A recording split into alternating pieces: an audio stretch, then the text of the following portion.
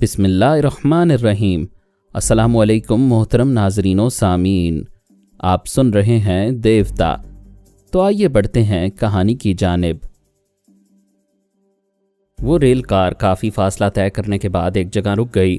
انہوں نے علی کو کار سے اترنے کے لیے کہا اور دروازہ کھول دیا۔ علی نے دروازہ کھولنے والے کو اچانک ہی ایک لات ماری۔ وہ لات کھا کر ریل کار سے باہر سرنگ میں گیا۔ اس نے دوسرے کو سنبھلنے اور حملہ کرنے کا موقع نہیں دیا۔ اس کی ناک پر ایک کراٹے کا ہاتھ مارا۔ وہ ہاتھ گوشت پوست کا نہیں تھا، لوہے کی سلاخ تھا۔ مار کھانے والا چکرا گیا۔ وہ ذرا جھکا تو علی نے اس کی گردن دبوچ کر اس کی جیب سے ریوالور نکال لیا۔ کار سے باہر گرنے والے نے اپنی دانست میں پھرتی دکھائی تھی، فوراً ہی اچھل کر کھڑا ہو گیا تھا۔ اپنا ریوالور نکال کر کار کی کھڑکی کے پاس آتے ہی گولی چلا دی تھی۔ نشانہ درست تھا، لیکن علی نے جس کی گردن دبوچ رکھی تھی اسے نشانے پر رکھ دیا تھا اور اس کے ساتھ ہی جوابی فائرنگ سے دوسرے سرنا کو لڑکا دیا تھا۔ ڈرائیور نہتا تھا، پریشان ہو کر اپنے مرنے والے ساتھیوں کو دیکھ رہا تھا۔ علی نے کہا، میں زبان کا دھنی ہوں، تمہیں قتل نہیں کروں گا اور قانون کی گرفت سے بھی بچاؤں گا۔ اس سرنگ سے باہر لے چلو۔ وہ دونوں ریل کار سے اتر کر ڈرائیور کے پیچھے چلتے ہوئے ایک زینے تک آئے۔ مریم کہہ رہی تھی، بیٹا میں نے تو کبھی سوچا بھی نہیں تھا کہ اس دنیا میں ایسے خفیہ اڈے اور ایسے جان کے دشمن بھی ہوتے ہیں۔ آفرین ہے تمہاری ماں پر جس نے تمہارے جیسے دلیر بیٹے کو جنم دیا ہے۔ وہ سیڑھیاں چڑھتے ہوئے ایک دروازے کے پاس آئے۔ علی نے ڈرائیور سے پوچھا، وہ تمام شیتارائیں اور دوسری عورتیں کہاں گئی ہیں؟ وہ دوسری ریل کار میں اسی جگہ آئی ہیں۔ اس دروازے کے پیچھے ایک بنگلے کا خفیہ کمرہ ہے۔ اس کمرے سے گزرنے کے بعد ایک وسیع ڈرائنگ روم ہے۔ اس کا مطلب ہے یہاں دشمن ہماری طاق میں ہے۔ میں یہ سمجھ رہا ہوں کہ خیال خوانی کرنے والی اصلی شیتارہ تمہارے دماغ میں ہے اور میرے موجودہ حالات سے باخبر ہے۔ جناب میرے دماغ میں کوئی نہیں، اور اگر کوئی چھپا ہو تو اسے محسوس نہیں کر سکتا۔ میں سانس روکنے کا ہنر نہیں جانتا ہوں۔ علی مریم کا بازو پکڑ کر دروازے کے سامنے سے ہٹ گیا، پھر ڈرائیور سے بولا، پہلے تم جا کر دروازہ کھولو۔ اس نے حکم کی تعمیل کی۔ دیوار پر لگے ہوئے ایک بٹن کو دبایا، وہ سلائیڈنگ دروازہ کھلنے لگا۔ اس دروازے سے ڈرائنگ روم میں جاؤ۔ اگر کوئی ہو تو کہنا سپر میڈم فوجیوں کے ساتھ تہہ خانے میں گھس آئی ہے۔ اس نے دونوں سرناؤں کو قتل کر کے علی اور مریم کو اپنی حفاظت میں لے لیا ہے۔ تم بڑی مشکلوں سے جان بچا کر آئے ہو، وہ فوجی کسی وقت بھی یہاں پہنچ سکتے ہیں۔ وہ دروازے سے گزر کر دوسری طرف ڈرائنگ روم میں گیا۔ وہاں کوئی نہیں تھا۔ اس نے پورے بنگلے میں گھوم کر دیکھا، کوئی نظر نہیں آیا۔ وہ سب سمجھ گئے تھے کہ سپر میڈم تہہ خانے میں داخل ہوگی تو سرنگ کے راستے اس بنگلے میں بھی آئے گی اور انہیں گرفتار کر لے گی۔ اسی خوف سے کسی نے وہاں ٹھہرنا مناسب نہیں سمجھا۔ جتنی شیتارائیں تھیں وہ سب بھاگ گئی تھیں۔ ڈرائیور نے آ کر کہا، جناب بنگلہ خالی ہے، میں نے ایک کمرہ اور سٹور روم وغیرہ دیکھا ہے۔ علی اور مریم نے بھی بنگلے کے ہر حصے کو دیکھ کر اطمینان کیا، پھر وہ آرام سے صوفوں پر بیٹھ گئے۔ مریم نے کہا، توبہ ہے، میں تو تھک گئی ہوں۔ خدا کو تلاش کرنے میں اتنی مشکلات پیش نہیں آتی جتنی مجازی خدا کو تلاش کرنے میں پیش آ رہی ہیں۔ پتہ نہیں پاشا سے کب ملاقات ہوگی۔ علی نے کہا، پاشا اپنی سلامتی کے لیے دشمنوں سے چھپتا پھر رہا ہے۔ اگر وہ مجھ پر بھروسہ کر لے تو کوئی اسے نقصان نہیں پہنچا سکے گا۔ یہی تو میں اسے برسوں سے سمجھا رہی ہوں۔ اسے بابا فرید واسطی کے ادارے میں اپنی خدمات پیش کرنے کے مشورے دے رہی ہوں، لیکن وہ آزاد پنچھی کی طرح اڑتا پھر رہا ہے، میری تو سنتا ہی نہیں ہے۔ اسی وقت شیتارہ نے خیال خوانی کے ذریعے مخاطب کیا۔ علی نے پوچھا، کوڈ ورڈز؟ وہ بولی، کوڈ ورڈز سن کر کیا کرو گے؟ میں سمجھ رہی تھی کہ ثانی بن کر اور کوڈ ورڈز تبدیل کر کے تمہیں فریب دینے میں کامیاب ہو گئی ہوں، لیکن تم مجھے فریب دیتے آ رہے تھے۔ اب تم نے کیا سبق حاصل کیا ہے؟ یہی کہ فرہاد اور اس کے رشتہ داروں کو چھیڑنا نہیں چاہیے۔ نقصان کے سوا کچھ حاصل نہیں ہوتا۔ آج ہمارا ایک بہترین خفیہ اڈا ہاتھ سے نکل گیا ہے۔ اچھا اب جاؤ اور اللہ اللہ کرو۔ اس نے سانس روک لی۔ وہ دماغ سے نکل گئی۔ پھر تھوڑی دیر بعد مریم کی زبان سے بولی، میں مریم کے ذریعے مخاطب ہوں۔ تم بہت چلاک ہو، اپنے چور خیالات پڑھنے کا موقع نہیں دیتے ہو۔ کام کی بات کرو۔ مجھے بتاؤ کہ تمہیں میرے فراڈ کا علم کیسے ہوا تھا اور اس دوران ثانی سے تمہارا رابطہ کیسے رہا تھا۔ یہ ہماری اپنی حکمت عملی ہے۔ مجھے افسوس ہے تمہیں ہمارا طریقہ کار کبھی معلوم نہیں ہوگا۔ تم اپنے بھائی پارس سے بالکل مختلف ہو۔ تم کتراتے ہو اور وہ میری ذات سے دلچسپی لیتا ہے۔ جس دن اس کی اصلیت معلوم ہوگی سر پکڑ کر روگی۔ یہ بھی مانتی ہوں اس نے میری ایک ڈمی کو بڑی چلاکی سے ٹریپ کیا ہے۔ میرے پاپا نے پیپے سرنا پر بھی تنویمی عمل کیا ہے، اس کے متعلق کیا کہتی ہو؟ اگرچہ ازبیکستان میں اصلی پیپے سرنا ہے لیکن وہ روپوش رہتا ہے۔ تمہارے باپ نے ایک ڈمی کو ٹریپ کیا ہے، تم لوگ ہم بہن بھائی کی پرچھائیں تک بھی نہیں پہنچ پاؤ گے۔ چلو، یہ سن کر خوشی ہوئی کہ ہم تمہاری لعنت کی پرچھائیں سے بھی دور رہیں گے۔ سنا ہے تم دونوں ستاروں کی چال کو خوب سمجھتے ہو، پھر تم نے اپنے ستاروں سے یہ کیوں نہیں پوچھا کہ آج ہمیں گھیرنے کا نتیجہ مایوس کن ہوگا؟ ستاروں نے کہا تھا کہ ناکامی کے امکانات اگرچہ ہیں لیکن کامیابی کی بھی امید ہے۔ کیا یہ درست ہے کہ 3، 13 اور 23 تاریخیں پارس کے لیے منحوس ہیں؟ ہاں، یہ پکی بات ہے۔ یہ تاریخیں ہم دونوں کے لیے سخت ہیں اور منحوس بھی۔ وہ ان تاریخوں میں میرے ہاتھوں مارا جائے گا یا میں اس کے ہاتھوں اسلام قبول کروں گی، اور ایسا میں نہیں کروں گی۔ کیا تمہارے ستارے کہتے ہیں کہ تم تقدیر سے لڑ سکو گی، کبھی ہمارے دین میں نہیں آؤ گی؟ ہاں، میرے ستارے حوصلہ دیتے ہیں کہ میں اپنی مستقل مزاجی کے باعث صرف اپنے دھرم پر قائم رہوں گی اور بہتر حکمت عملی سے پارس کو کتے کی موت ماروں گی۔ یہی حوصلہ تمہارے ستاروں نے میرے سلسلے میں دیا تھا۔ کیا ہوا؟ ہم نے تمہیں اور ثانی کو سمجھنے میں جلدی کی، لیکن میں پارس کے معاملے میں بہت محتاط ہوں۔ اس کی ایک ایک رگ کو سمجھنے کے بعد ہی کسی منحوس تاریخ کو آزماؤں گی، اور آزماتے وقت بھی اس سے ہزاروں میل دور رہوں گی۔ مریم نے کہا، تم میری زبان سے بولتی جا رہی ہو، یہ بھی تو بولو کہ میرے پاشا کا پیچھا کب چھوڑو گی؟ وہ بولی، میرے والدین نہیں ہیں، میں تمہیں اور پاشا کو ماں باپ بنانا چاہتی ہوں۔ اس سے میری محبت اور خلوص کا اندازہ کرو اور میرے پتا سمان پاشا کو سمجھاؤ۔ تم مسلمان ہونا نہیں چاہتی اور مسلمان کو باپ بنانا چاہتی ہو، اس سے تمہاری دوغلی فطرت کا خوب اندازہ ہو رہا ہے۔ انسانی رشتے مذہب سے بالا تر ہوتے ہیں۔ بہرحال پاشا تم سے شاید گفتگو کرنے کے لیے بے چین ہوگا، ہماری باتیں بھی سن رہا ہوگا۔ اگر وہ اپنی مریم سے باتیں کرنا چاہتا ہے تو میں اس بنگلے کا فون نمبر بتا رہی ہوں۔ اس نے فون نمبر بتایا۔ پاشا ایک جگہ کار میں بیٹھا ان کی باتیں سن رہا تھا۔ اس نے ایئرپورٹ سے چلتے وقت شتارہ اور ثنا کی گفتگو سے معلوم کیا تھا کہ وہ مریم کو کس جگہ لے گئے ہیں، لیکن وہاں پہنچا تو پتہ چلا فوجی جوان اس رہائش گاہ کو چاروں طرف سے گھیر رہے ہیں۔ پاشا وہاں سے دور چلا آیا۔ ایک جگہ گاڑی روک کر مریم اور علی کے ذریعے کئی شتاراؤں اور کئی سرناؤں کی باتیں سننے لگا۔ پھر پتہ چلا اس تہہ خانے سے تمام دشمن بھاگ رہے ہیں۔ علی نے 2 سرناؤں کو گولی مار دی ہے، یوں اصلی شتارہ اور سرنا یہ بازی ہار چکے ہیں۔ وہ حیران تھا، پہلے یہی سمجھ رہا تھا کہ فرہاد کا بیٹا شتارہ کے جال میں پھنس چکا ہے اور اس جال سے نکلنا اس کے لیے ممکن نہیں رہا۔ یہی حیرانی تھی، بظاہر وہ پھنس رہا تھا لیکن ان دونوں بہن بھائیوں کو پھانس رہا تھا۔ اگرچہ وہ بہن بھائی بھی کافی پراسرار اور ناقابل شکست تھے، تاہم پاشا کو علی اور ثانی کی ذہانت یا چلاکیوں کا یقین ہو گیا، ورنہ وہ پہلے یہی سمجھتا تھا کہ دشمنوں پر فرہاد کی دہشت طاری رہتی ہے۔ اس دہشت سے بھی بیٹے 30 مار خان نظر آتے ہیں۔ اب یقین ہوا کہ باپ سیر ہے تو بیٹے سوا سیر ہیں۔ اس نے ایک بوتھ میں آ کر فون کے ذریعے رابطہ کیا۔ علی اور مریم نے چونک کر اس رہائش گاہ کے فون کو دیکھا، گھنٹی بج رہی تھی۔ مریم نے کہا، شاید پاشا کا فون ہے۔ علی نے کہا، ہاں، ہمیں یہاں کوئی نہیں جانتا، پاشا نے شتارہ کا بتایا ہوا نمبر سن لیا ہوگا۔ مریم فون کی طرف آنے لگی۔ علی نے کہا، ٹھہرو، دشمنوں کا بھی فون ہو سکتا ہے۔ وہ ریسیور اٹھا کر بولا، ہیلو، کون؟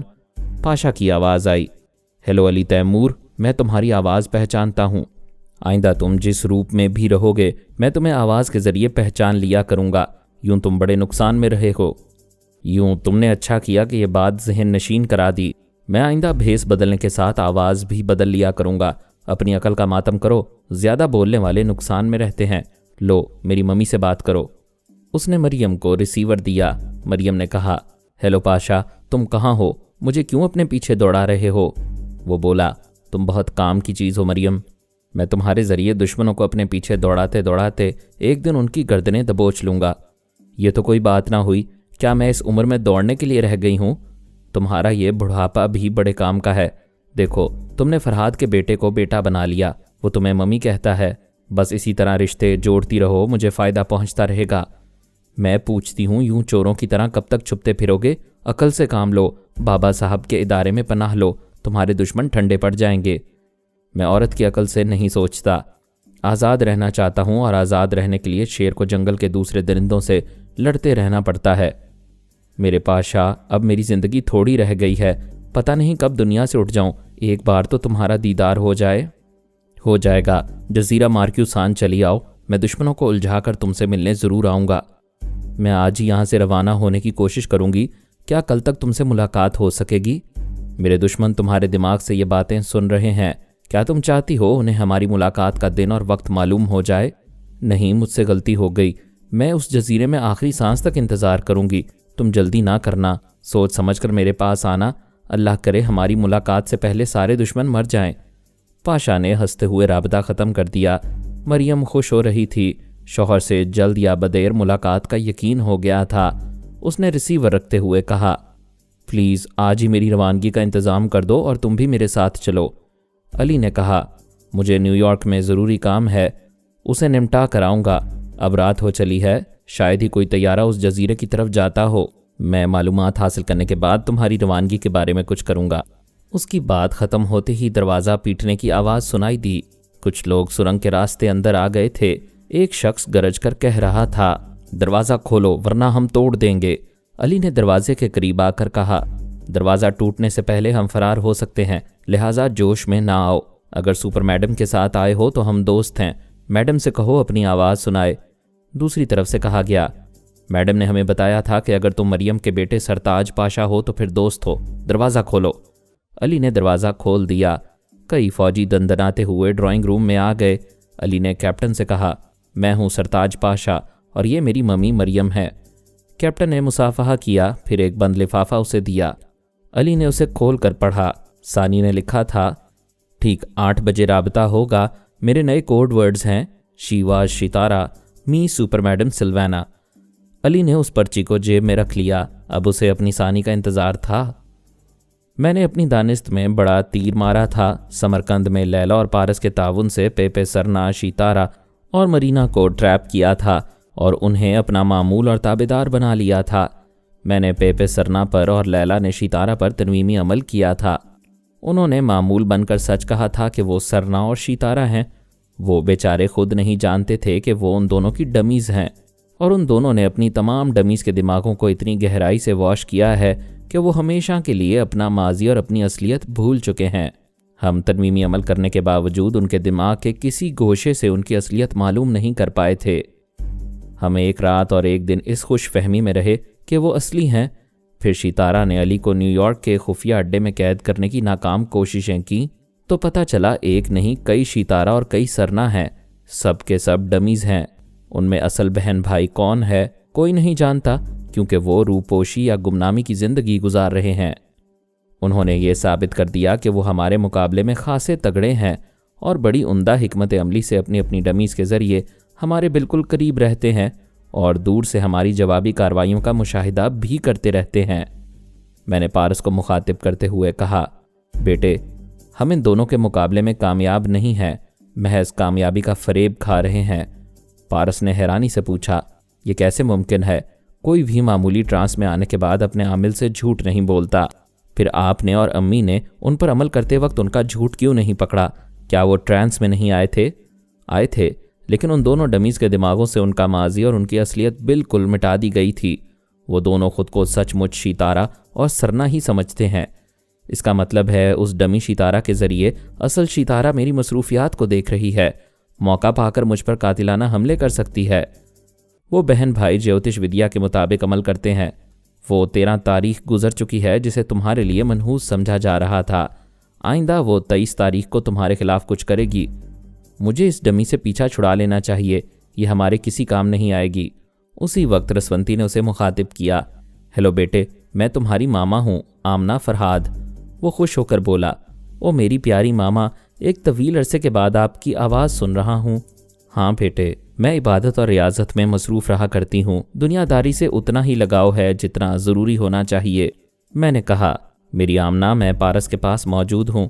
मुझे मालूम है, बस तुम्हारी बातें सुनकर ही आई हूँ। ये दुरुस्त है कि पारस के साथ शितारा की डमी है, लेकिन पेपे सरना असली है।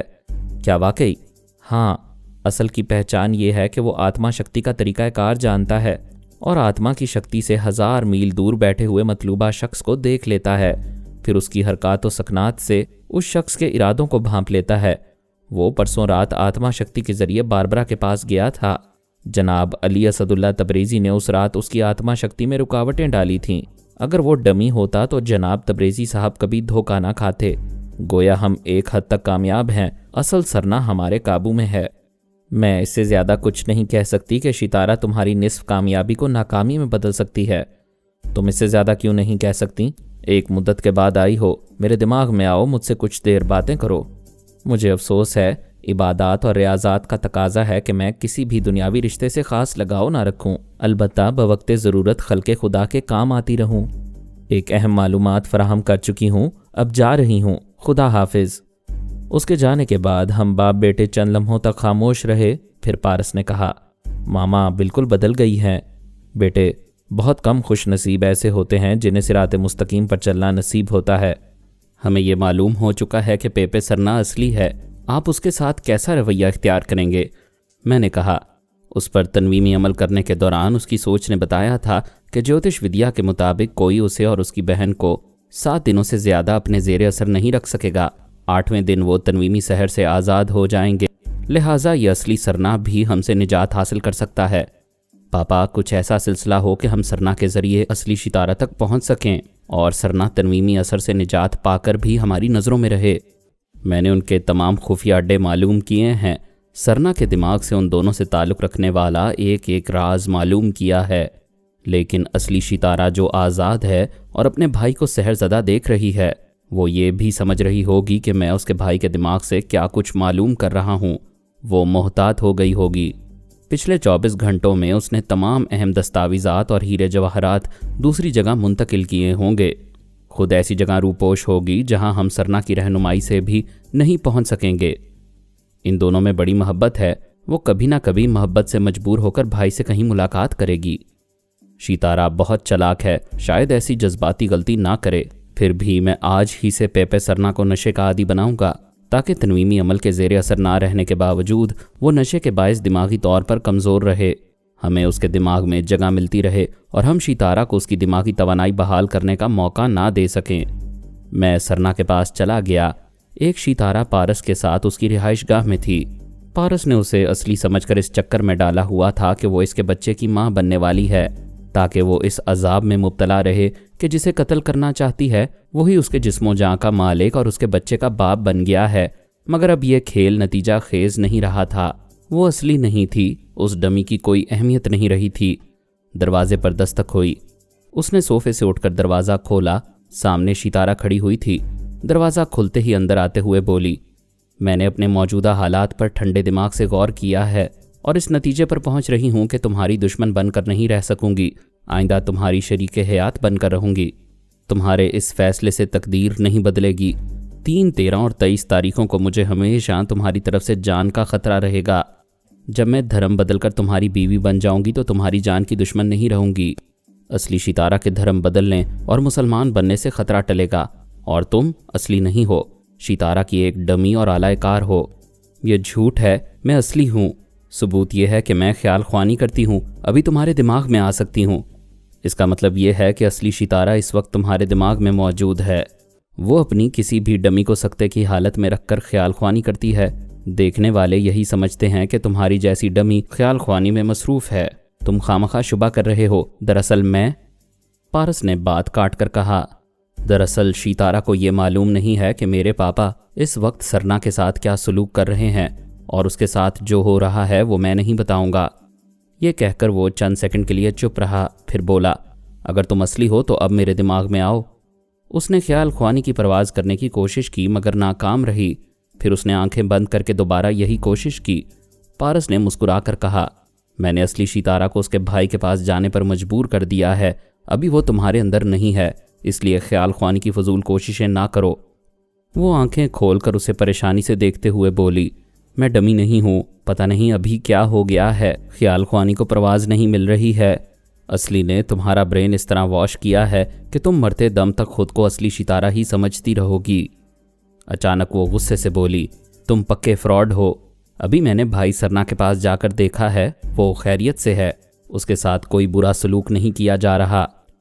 پارس نے مسکرا کر کہا، دیکھا، اصلی ستارہ اپنے بھائی کے پاس گئی تھی، اب چاہو تو تم خیال خوانی کر سکو گی۔ وہ اچانک ہنسنے لگی، پھر کہنے لگی، تم زبردست مکار ہو۔ میں نے تمہارے متعلق سنا تھا اور تمہارا تمام ریکارڈ پڑھا تھا، اس لیے شروع سے محتاط ہوں۔ تم سے دور رہ کر اپنی ڈمی کے ذریعے تم باپ بیٹے کی چالاکیاں دیکھتی رہی تھی، خود کو روپوش رکھ کر اپنے حق میں برا کر رہی ہو۔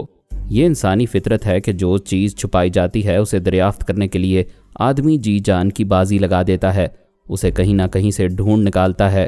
تو پھر مجھے ڈھونڈ نکالو، یہ چیلنج ہے یا تمہاری خواہش کہ میں عاشق کی طرح تمہیں ڈھونڈنے نکلوں؟ خبردار، مجھ سے عشق و محبت کی باتیں نہ کرنا۔ کیا تم اپنے مقدر کو خبردار کہہ سکتی ہو؟ کاتب تقدیر نے پہلے ہی تمہیں میرے نام لکھ دیا ہے اور میرے ہاتھوں تمہاری موت بھی لکھ دی ہے۔ میں 3 مخصوص تاریخوں میں تمہیں نظر نہیں آؤں گا، باقی ہر ماہ کے 27 دن تمہارے ساتھ ہولی کھیلوں گا اور 27 راتوں میں دیوالی مناؤں گا۔ میں تم سے بات کرنا بھی گوارا نہیں کرتی، مگر کر رہی ہو۔ وہ چپ رہی۔ پارس نے کہا، دیکھا میں کس طرح بولتی بند کر دیتا ہوں؟ یو شٹ اپ، میں تمہاری بولتی بند کر دوں گی۔ دیکھا پھر بول پڑیں، میں نفرت سے بول رہی ہوں، کسی بہانے بول تو رہی ہو۔ وہ دماغی طور پر حاضر ہو کر سوچنے لگی، پریشان ہونے لگی کہ واقعی نفرت بھی کر رہی تھی، بولنا بھی نہیں چاہتی تھی اور بول بھی رہی تھی۔ جی چاہتا تھا اس سے الجھتی رہے، لیکن الجھنے کا مطلب بھی یہی ہوتا ہے کہ کسی طور رابطہ رکھا جا رہا ہے۔ اس وقت اس کا ذہن بوجھل سا تھا۔ پہلا پریشان کن بوجھ یہ تھا کہ جان سے پیارا بھائی سرنا میرے زیر اثر تھا، ایک قیدی بنا ہوا تھا۔ میں اسے موقع نہیں دے رہا تھا کہ وہ اپنے بھائی پر دوبارہ تنویمی عمل کرے اور اسے میرے سحر سے نجات دلائے۔ وہ اس سلسلے میں آدھی رات کے بعد 3 بار کوششیں کر چکی تھی۔ میں سرنا کے دماغ سے جانے سے پہلے اسے لاک کر دیتا تھا۔ وہ بہن کے آتے ہی سانس روک لیتا تھا اور وہ ناکام واپس چلی جاتی تھی۔ دوسرا بوجھ یہ تھا کہ وہ نیو یارک میں علی اور ثانی کو ٹریپ کرنے میں ناکام رہی تھی اور ایک بہت بڑا اور اہم خفیہ اڈا اس کے ہاتھ سے نکل گیا تھا۔ صرف اتنا ہی نہیں، بڑی محنت سے تیار کیے ہوئے ڈمی سرنا اور ڈمی شیتارہ میں سے 2 عدد سرنا علی کے ہاتھوں مارے گئے تھے۔ تیسرا پارس تھا جو مستقل عذاب بنا ہوا تھا۔ وہ بہن بھائی بڑے سکون سے زندگی گزار رہے تھے، پھر شامت آئی تھی کہ اپنے باپ کی نصیحت بھول گئے تھے۔ باپ نے مرنے سے پہلے سمجھایا تھا، فرہاد اور اس کے خاندان والوں سے دور رہو، کبھی اتفاقاً سامنا ہو تو ان سے کترا کر نکل جاؤ، ان سے ٹکرانے اور برتری جتانے میں فائدے تو ہیں مگر نقصانات زیادہ ہیں۔ شیتارہ نے پوچھا تھا، لیکن باپو تقدیر کا یہ فیصلہ کیسے بدلے گا کہ پارس کو 3 مخصوص تاریخوں میں میرے ہاتھوں سے مرنا ہے یا مجھے اس کے زیر اثر آ کر اپنا دھرم بدلنا ہے؟ باپ نے کہا، بیٹی وقت کے ساتھ ساتھ ستارے اپنی چال بدل دیتے ہیں، کبھی کبھی کوئی منحوس گھڑی اچانک ہی ٹل جاتی ہے، اسے ٹالنے میں بھی انسانی تدبیر اور عمل کی کار فرمائی ہوتی ہے۔ اگر تم بہن بھائی کبھی فرہاد اور پارس وغیرہ کی طرف رخ نہ کرو تو کسی حد تک شیتارہ کے مقدر میں تبدیلی آ سکتی ہے۔ وہ بولی، ہم کبھی ان کی طرف جانا گوارا نہیں کریں گے۔ باپ نے کہا، دوسری اہم بات یہ ہے کہ اپنی زندگی میں پارس کے آنے سے پہلے کسی اور سے شادی کر لے گی تو بے دھرم ہونے کا اندیشہ ختم ہو جائے گا، کیونکہ پارس کبھی کسی بے حتا عورت میں دلچسپی نہیں لیتا۔ اسے باپ کی دونوں نصیحتیں یاد تھیں۔ اس نے فیصلہ کیا کہ اپنی پسند کے کسی گبرو جوان سے شادی کر لے گی اور اپنی زندگی سے ہمیشہ کے لیے پارس کا کانٹا نکال پھینکے گی۔ اتنی بڑی دنیا میں گبرو جوانوں کی کمی نہیں ہے، ایک سے بڑھ کر ایک ہیں، ایک ہی نظر میں حسیناؤں کے دل لوٹ لیتے ہیں۔ شیتارہ نے خوب سے خوبرو جوانوں سے دوستی کی، کسی نے اسے کمزور حسینہ سمجھ کر دست درازی کی تو اس کے ہاتھوں بے موت مارا گیا، کوئی خوبروئی میں یکتا نکلا تو حیثیت اور معیار میں کم تر ثابت ہوا۔ کچھ ایسے بھی آئے جو اپنی تمام دولت اس پر لٹانے کو تیار تھے، لیکن دولت تو شیتارہ کی ٹھوکروں میں رہتی تھی۔ بڑے سے بڑا شازور اس کی ٹیلی پیتھی کے آگے چوہا تھا۔ کوئی ایسی غیر معمولی صلاحیت نہیں رکھتا تھا جس کے بل پر وہ اس حسینہ سے برتر کہلاتا، اور وہ کسی کمتر کو اپنے جسم و جاں کا مالک بنانا اپنی توہین سمجھتی تھی۔ پے سرنا نے کہا، میری بہنا، میری نظروں میں ایسا کوئی مرد نہیں ہے جو تیری صلاحیتوں کے آگے دم مارے، جو بھی آئے گا وہ تیرے پاؤں کی دھول ہوگا۔ بہتر ہے کسی خوبرو جوان کو اپنا لے، شادی کے بعد اسے جوتی بنا کر پہنے رہنا، اس جوتی کے طفیل پارس کی بلا ٹل جائے گی۔ شیتارہ نے بلا ٹالنے کے لیے آخر ایک ایسے جوان کا انتخاب کیا جو خوبرو اور شازور تھا، اس کا باڈی گارڈ بن کر رہ سکتا تھا۔ پھر وہ اپنے دھرم کا راجپوت تھا، قول کا سچا اور عمل کا پکا تھا۔ شیتارہ نے اپنی ٹیلی پیتھی کی صلاحیت اس پر ظاہر نہیں کی تھی، چپ چاپ اس کے چور خیالات پڑھے تھے۔ وہ صحیح معنوں میں سچا اور کھرا شخص تھا۔ لیکن شیتارا کو جو بات ناگوار گزری وہ یہ تھی کہ وہ شادی کے بعد اسے اپنی جودھ پور والی حویلی میں رکھنا چاہتا تھا، جبکہ وہ پابندی میں رہنے کی قائل نہیں تھی۔ سرنا نے کہا، جگپال، جودھ پور اور ہندوستان کو بھول جاؤ۔ دنیا کے ہر شہر میں میری بہن نے راج محل تعمیر کرائے ہیں، ہر ملک کی کرنسی تمہارے قدموں میں رہا کرے گی۔ تم شادی کے بعد میری بہن کے ساتھ رہو گے۔ سوری مسٹر سرنا، راجپوت گھر داماد بننے کے لیے پیدا نہیں ہوتے۔ شادی ہمارے رسم و رواج کے مطابق ہوگی۔ دلہن میرے گھر آئے گی، میں اس کے گھر نہیں جاؤں گا۔ شیتارا نے کہا، تم تو مجھ سے محبت کرنے کے دعوے کرتے تھے، آج بھی کرتا ہوں، لیکن مردانگی ہار کر محبت نہیں ہوتی، غلامی ہوتی ہے۔ اپنی زبان کی لمبائی سے زیادہ نہ بولو، میں چٹکی بجا کر تمہیں غلام بنا سکتی ہوں۔ شیتارا، تم میں یہی ایک برائی ہے، تم بہت مغرور ہو۔ پلیز محبت کی زبان سے بولو، میں تمہیں دل و جان سے چاہتا ہوں، میری محبت کی قدر کرو۔ ضرور قدر کروں گی، کل صبح کا سورج دیکھنے سے پہلے تم میرے تابع دار بن جاؤ گے۔ وہ چیلنج کر کے چلی گئی۔ جگپال مایوس ہو کر سوچنے لگا، اس کے ساتھ زندگی نہیں گزارے گا، یہ ہمیشہ برتری کے غرور میں رہے گی، بہتر ہے اس کی محبت کو دل سے نوچ کر پھینک دوں۔ دل پر صدمہ گزرے گا، لیکن ایک عورت کے زیر اثر رہنے سے بہتر ہے کہ محبت میں ناکامی کا صدمہ برداشت کیا جائے۔ اس رات وہ بستر پر آیا تو محسوس ہوا اس پر نیند غالب آ رہی ہے، جبکہ وہ سونے سے پہلے گھنٹہ بھر کوئی کتاب یا رسالہ پڑھنے کا عادی تھا۔ بہرحال وہ خلاف معمول سو گیا۔ خواب میں شیتارا کو دیکھا، وہ مسکرا رہی تھی اور کہہ رہی تھی، اسی لمحے سے تمہاری غلامی کا دور شروع ہو رہا ہے۔ وہ کچھ کہنا چاہتا تھا لیکن کہہ نہیں پا رہا تھا، اور وہ کہہ رہی تھی، تم نیند میں ہو لیکن میرے سحر میں جکڑے ہوئے ہو۔ میں نے سوچا تھا کبھی تم پر عمل نہیں کروں گی، تمہیں زبردستی اپنانے سے وہ لطف حاصل نہیں ہوگا جو قدرتی طور سے محبت پا لینے کے بعد ہوتا ہے، لیکن تم بڑے مرد بنتے ہو، مجھے پابندیوں میں رکھنا چاہتے ہو، اس لیے تمہیں تابع دار بنا کر رکھنا لازمی ہو گیا ہے۔ وہ اسے خواب ہی میں سمجھا رہا تھا اور محسوس کر رہا تھا کہ جواباً کچھ کہنے کے قابل نہیں رہا ہے۔ وہ بولی، میں تجھے بولنے کی توانائی دیتی ہوں، بول، کیا کہنا چاہتا ہے؟ اسے قوت گویائی ملی۔ اس نے پوچھا، تم اتنی بدلی ہوئی سی کیوں لگ رہی ہو؟ تمہارے چہرے پر پہلی جیسی محبت کا نور نہیں ہے، تمہیں خوبصورت بلا دکھائی دے رہی ہو۔ تم میری شرائط پر محبت اور شادی نہیں کرنا چاہتے، اس لیے میں ایسی بلا بن گئی ہوں جس سے تم مرتے دم تک نجات حاصل نہیں کر سکو گے۔ تم کیا کرنا چاہتی ہو؟ میں تم پر تنویمی عمل کر رہی ہوں، تم راضی خوشی میرے معمول بنو گے۔ نہیں، تمہارا یہ عمل محبت کی توہین ہے، چلی جاؤ، میرے سامنے سے چلی جاؤ۔ بے وقوف، میں تیرے سامنے نہیں، تیرے دماغ کے اندر ہوں۔ تو نیند میں ہے لیکن خواب نہیں دیکھ رہا، میرے سحر میں مبتلا ہو کر مجھے دیکھ رہا ہے اور میری باتیں سن رہا ہے۔ اب کچھ دیر بعد میرا غلام بننے والا ہے۔ شیتارا، تو ایک ہندوستانی لڑکی ہے اور ہندوستانی لڑکیاں اپنے پریمی اور پتی کے لیے جان دیتی ہیں، ان کی توہین برداشت نہیں کرتی، اور تو مجھے غلام بنا کر میری توہین کر رہی ہے۔ میں کسی کو اپنا پتی بنانے کے لیے برسوں سے بھاگ دوڑ میں لگی ہوں اور اس نتیجے پر پہنچ گئی ہوں کہ مرد شوہر بننے کے بعد اپنی برتری جتاتے ہیں۔ مجھے حکومت کرنے والے پسند نہیں ہیں اور نہ ہی غلام بن کر رہنے والے پسند ہیں۔ تو پھر مجھے غلام کیوں بنا رہی ہو؟ یہ ایک مجبوری ہے، میں تجھ سے شادی نہیں کروں گی تو ایک بدمعاش مسلمان میری زندگی میں آ جائے گا۔ تو کیسی نادان ہے، ایک مسلمان کا راستہ روکنے کے لیے اپنے ہی ایک ہندو کو غلام بنا رہی ہے۔ بکواس مت کر، یہ میری مجبوری ہے۔ میں اپنے چند سوالوں کے جواب چاہتا ہوں، جو بولنا ہے جلدی بول۔ کیا تنویمی عمل کے بعد میں واقعی اپنی غیرت اور راجپوتانہ وقار کو بھول جاؤں گا؟ صرف میرے سامنے بھول جایا کرے گا، مجھ سے دور رہ کر غیرت مند راجپوت رہا کرے گا۔ جیسے ہی میں تیرے دماغ میں آ کر بلاؤں گی، تو کتے کی طرح دم ہلاتا ہوا میرے قدموں میں آ جایا کرے گا، اپنی انا، خودداری اور غیرت سب بھول جایا کرے گا۔ میں مرد ہوں، تجھ سے رحم کی بھیک نہیں مانگوں گا، لیکن اپنی آزادی کی موت پر میری آخری خواہش پوری کر دے۔ کیا ہے تیری خواہش؟ یہی کہ غلامی کی حالت میں بھی میری غیرت اور خودداری زندہ رہے۔ یہ ممکن نہیں ہے، جو خوددار ہوتے ہیں وہ غلام نہیں ہوتے، اور جو غلام بن جاتے ہیں ان کی خودی مر جاتی ہے۔ اور جب تو سامنے نہ رہے تو میرا وعدہ ہے تو ہر حال میں غیرت مند راجپوت رہے گا۔ بس اب خاموش ہو جا۔ وہ اس پر عمل کرنے لگی۔ بیچارہ محبت کر کے پھنس گیا تھا۔ دوسری صبح ہونے تک اس کا معمول اور تابع دار بن گیا۔ جب تنویمی نیند کے بعد آنکھ کھلی تو کوئی غیر معمولی بات سمجھ میں نہیں آئی۔ کیونکہ پچھلی رات کے عمل کو بھول گیا تھا۔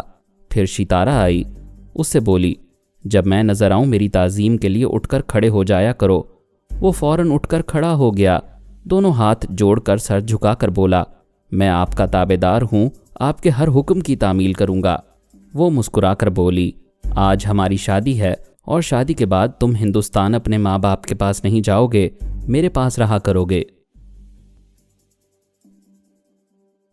ڈاکٹر محمد انیب سلیمی کے ساتھ مزید اقساط سننے کے لیے ہمارے چینل کا سبسکرائبر بنیں اور ساتھ ہی بیل آئیکن کو کلک کریں تاکہ آپ کو ہر آنے والی نئی ویڈیو کے متعلق نوٹیفیکیشنز ملتی رہیں۔ ہماری ویڈیوز کو لائک اور شیئر کریں اور ہمیں اپنی دعاؤں میں یاد رکھیے گا۔ ISI اور پاک آرمی زندہ باد، پاکستان پائندہ باد۔ ہم پھر ملیں گے انشاءاللہ ایک نئی قسط کے ساتھ، تب تک کے لیے اللہ حافظ۔